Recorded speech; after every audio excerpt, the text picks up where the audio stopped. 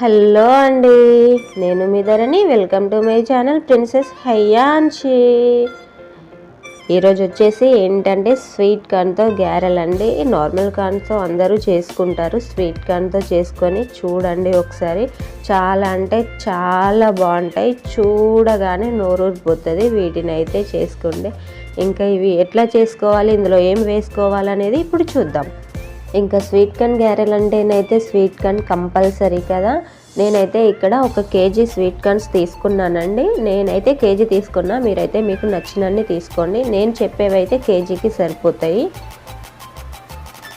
వీటిని అయితే 2 సార్లు మిక్సీకి వేసుకుంటున్నా. ఒకసారి అయితే అవ్వవు కదా, ఒకసారి ఏమో మెత్తగా పట్టుకోవాలి, ఒకసారి కొంచెం కచ్చాపచ్చాగా పట్టుకోవాలి. ఒకసారి మొత్తం పట్టుకొని కచ్చాపచ్చాగా పట్టుకుంటా అంటే పర్లేదు, కానీ అట్లా కాకుండా మెత్తగా అయిపోతే మాత్రం మనకు కొంచెం గ్యారెలు రాకుండా విరిగిపోతూ ఉంటాయి.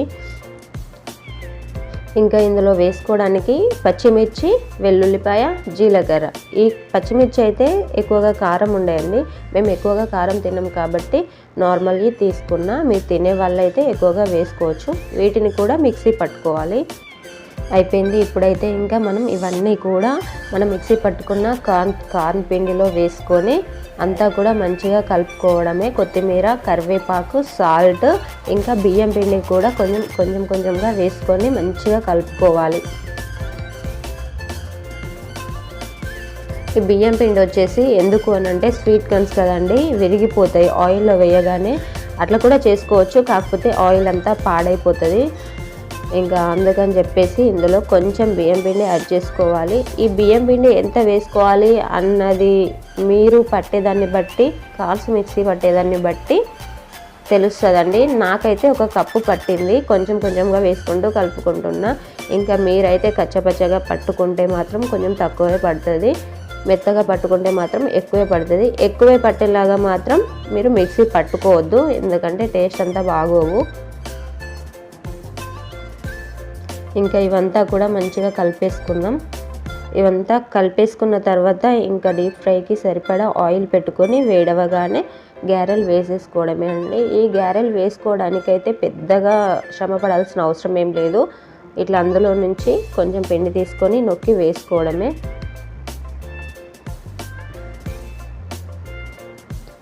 అయిపోయిందండి కలపడం. ఆయిల్ కూడా వేడైంది. చూడండి, ఇట్లా చిన్నగానే వేసుకోండి. ఎందుకంటే పెద్దగా వేసుకోవడం వల్ల లోపల పచ్చిగా ఉండిపోతాయి, మంచిగా కుక్ అవ్వవు. అందుకని చెప్పేసి చిన్నగా వేసుకుంటే మంచిగా ఉడికిపోతాయి లోపల వరకు కూడా. ఇవి ఉడికిపోయినాయి అని చెప్పడానికి కలర్ ఒకటి చేంజ్ అవుతుందండి. బ్రౌన్ కలర్ వచ్చేంత వరకు కూడా ఉంచాలి. 2 టైమ్స్ అట్లా కలుపుకొని. ఇంకా లేదు అనంటే మీకు ఇంకొకటి చెప్తా.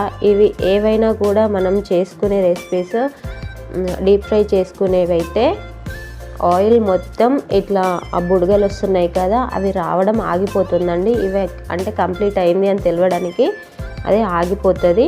అది గమనించుకుంటే సరిపోతుంది. ఇంకా నేనైతే ఒకసారి తిప్పుతున్నా. అన్నీ కూడా పైన వైపు కూడా మంచిగా కుక్ అవ్వాలి కదా.